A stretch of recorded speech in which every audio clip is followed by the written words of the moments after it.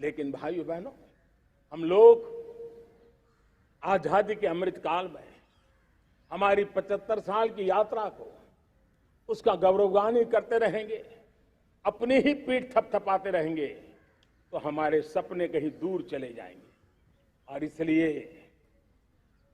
75 साल का कालखंड कितना ही शानदार रहा हो, कितने ही संकटों वाला रहा हो, कितने ही चुनौतियों वाला रहा हो, कितने ही सपने अधूरे दिखते हो, उसके बावजूद भी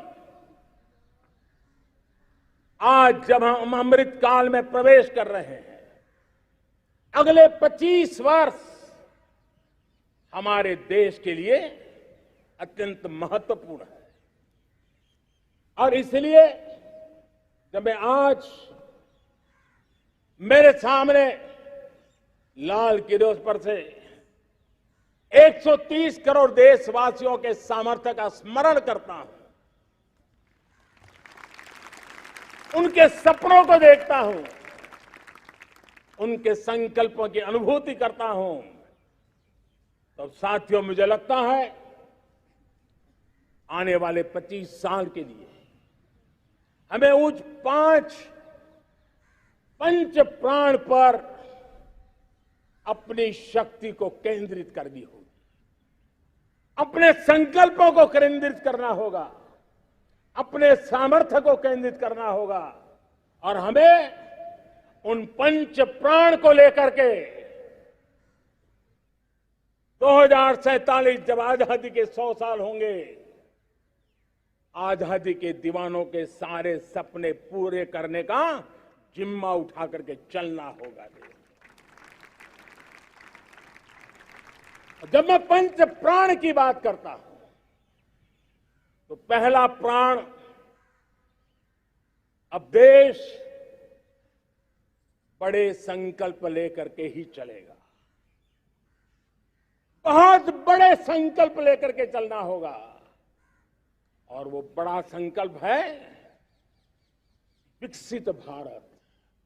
अब उससे कुछ कम नहीं होना चाहिए, बड़ा संकल्प। दूसरा प्राण है किसी भी कोने में हमारे मन के भीतर, हमारे आदतों के भीतर गुलामी का एक भी अंश अगर भी अभी भी है, तो उसको किसी भी हालत में बचने नहीं देना। अब 100%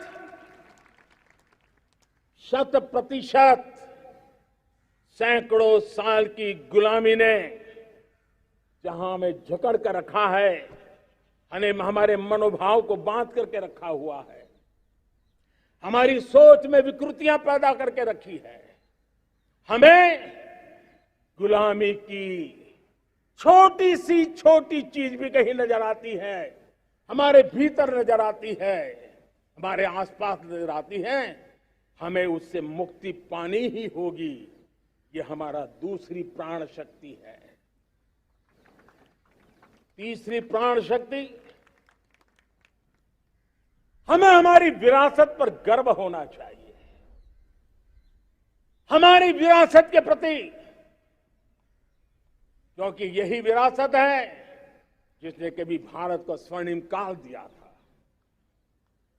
और यही विरासत है जो समयानुकूल परिवर्तन करने की आदत रखती है, यही विरासत है जो काल बाह्य छोड़ती रही है, नित्य नूतन स्वीकारती रही है। और इसलिए इस विरासत के प्रति हमें गर्व होना चाहिए। चौथा प्राण,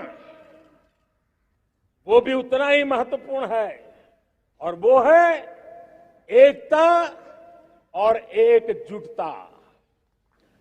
130 करोड़ देशवासियों में एकता, न कोई अपना न कोई पराया। एकता की ताकत एक भारत श्रेष्ठ भारत के सपनों के लिए हमारा चौथा प्राण है। और पांचवा प्राण है नागरिकों का कर्तव्य। नागरिकों का कर्तव्य जिसमें प्रधानमंत्री भी बाहर नहीं होता है, मुख्यमंत्री भी बाहर नहीं होता है, वो भी नागरिक है। नागरिकों का कर्तव्य, ये हमारे आने वाली 25 साल के सपनों को पूरा करने के लिए एक बहुत बड़ी प्राण शक्ति है।